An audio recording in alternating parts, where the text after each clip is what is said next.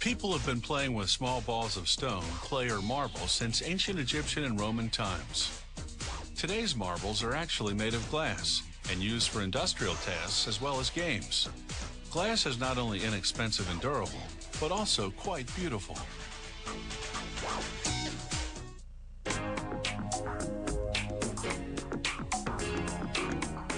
To make marbles, this company melts recycled glass with marbles made earlier, but rejected for being the wrong size.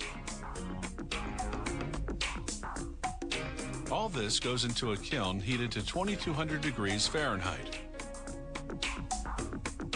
After 16 hours, they open a door at the bottom of the kiln and the molten glass flows out. A shearing device cuts the stream every half a second, forming segments called slugs that become marbles. To make different sized marbles, they adjust the device to cut at shorter or longer intervals.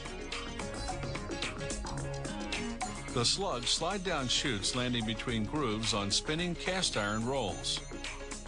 The spinning keeps the slugs from sticking.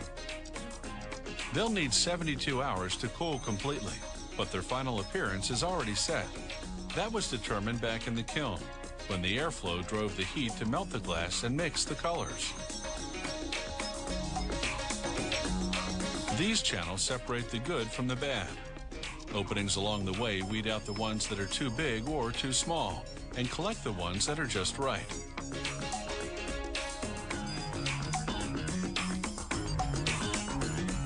More intricate marbles are handmade. This craftsman first preheats some clear glass in a small oven. Then he breaks off a piece of colored glass.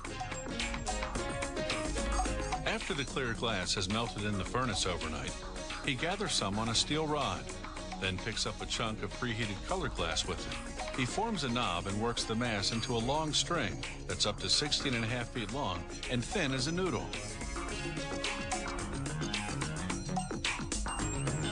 He'll use them in various colors to decorate the clear glass cores of the marbles.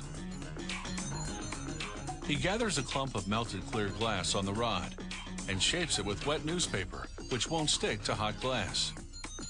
After shaping the end, he rolls the clump on several preheated colored glass strings. Then it's back in the furnace.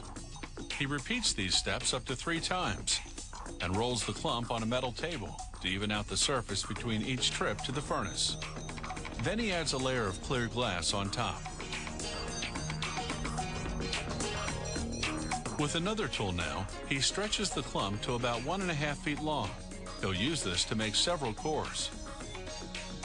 To make the second layer of the core, he rolls a 2-inch long segment onto colored glass slivers called ribbons. After rolling them in the furnace to melt them, he flattens the ribbons with pliers and snips off the excess at the ends.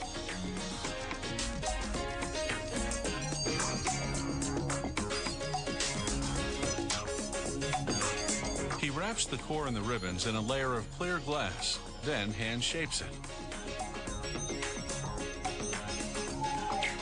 Now he rolls the core on more glass strings. Then it's back in the furnace to meld them. He adds one more clear glass layer and the inside is finished. That's a total of 6 layers for this marble. Other models have fewer or more. The craftsman shapes the glass with several metal and wooden tools.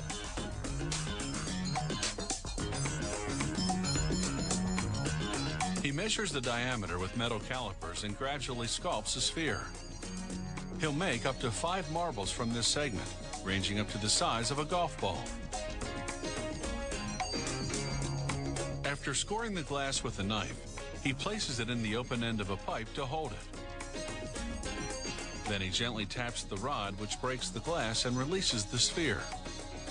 He melts away the bump left at the spot where the glass broke.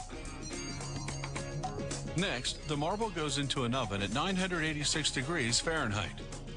The oven slowly cools overnight to strengthen the glass. Clearly a cut above, this eye-catching handcrafted marble is already an object of art.